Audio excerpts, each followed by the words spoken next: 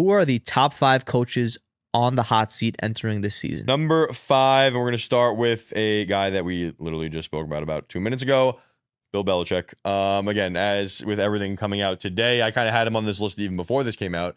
But when you add this on top of it with all now the investigations into the school and what's going on with Michael Lombardi, you're talking about a guy that they brought in here to change a school into a national brand and bring instant success, and a guy that was considered one of the greatest football coaches of all time, and it's now getting looked at as, what's going on here? You kind of brought a circus with you. Can something please change? So I think if they don't have a winning season and look like they're trending in the right direction, it's kind of curtains for Bill Belichick and his coaching career. I think this might be a wrap for him. Yes. Moving on to number 4, we're going to go with Dave Aranda, a guy that I've been calling for a pretty long time, but we'll put him at number 4. He's been living off that 2021 Big 12 title for far too long. Baylor has struggled to find their consistency. Their recruiting and their on-field results have not matched whatsoever, and multiple hot seat rankings for years have had him on this list, and he somehow continues to survive. I think it's because the Big 12 has changed so much that Baylor has gotten away with not getting able to fire him. Now, with a lot of questions in this year's Big 12 and kind of a wide open field, in my opinion, if he doesn't have a good year, I think that it could be it for him. And the addition of Lagway. Yeah. So we'll go to number 3, and it's good old Lincoln Riley at USC.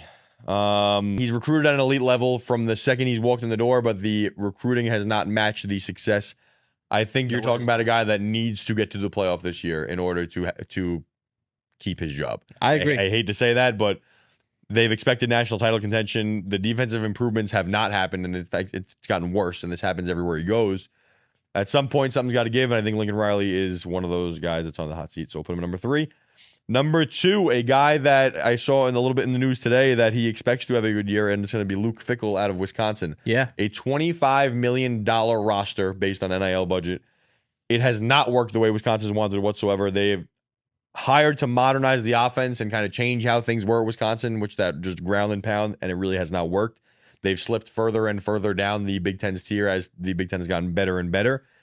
And quite frankly, fans are running out of patience. I think this is a program that deserves more. And if Luke Fickell doesn't really turn it around, I think they need at least 8 to 9 wins this year to get like any sort of confidence in him. Listen, they got the quarterback this year. They bring in Colton Joseph. I think he's very good. So, and my number 1 coach on the hot seat entering the season, it's a guy that I don't know how he still has a job, Mike Norvell.